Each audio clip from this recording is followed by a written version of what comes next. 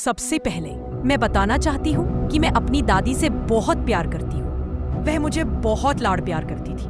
मैं अपनी दादी के साथ रहती थी जब मैं 3 साल की थी, लेकिन जब मैं 9 साल की थी तब उनकी मृत्यु हो गई थी। जब भी मैं उनके बारे में सोचती थी तो मैं बहुत रोती थी और अब भी मेरी आंखों में आंसू आ रहे हैं। कहानी पर आते हैं। हमने घर बदल लिया था क्योंकि मेरी दादी की मृत्यु हो गई थी। कई बार मुझे ऐसा लगा कि वह मेरे साथ है। जब मैं एक हॉरर फिल्म देखती थी तो मुझे डर लगता था। उस समय मुझे ऐसा लगता था कि कोई मुझसे कह रहा हो, चिंता मत करो, कुछ नहीं होगा, और मुझे कुछ हिम्मत मिलती थी।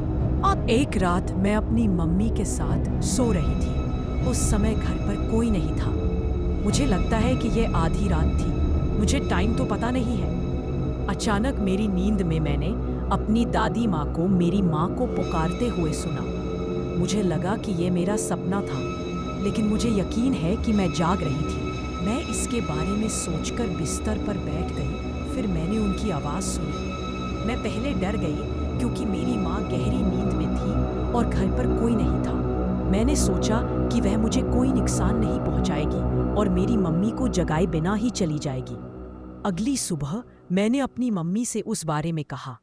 इस पर वह मुस्कुराई। मैंने उनसे पूछा क्यों।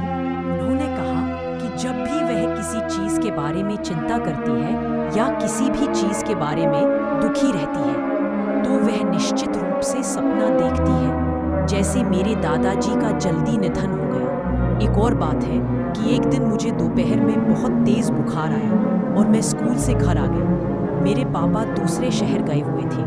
मेरी माँ को पता नहीं था कि क्या करना चाहिए। फिर हमारी नौकरानी ने घर आकर पूछा कि मुझे कुछ हो तो नहीं गया। हम दोनों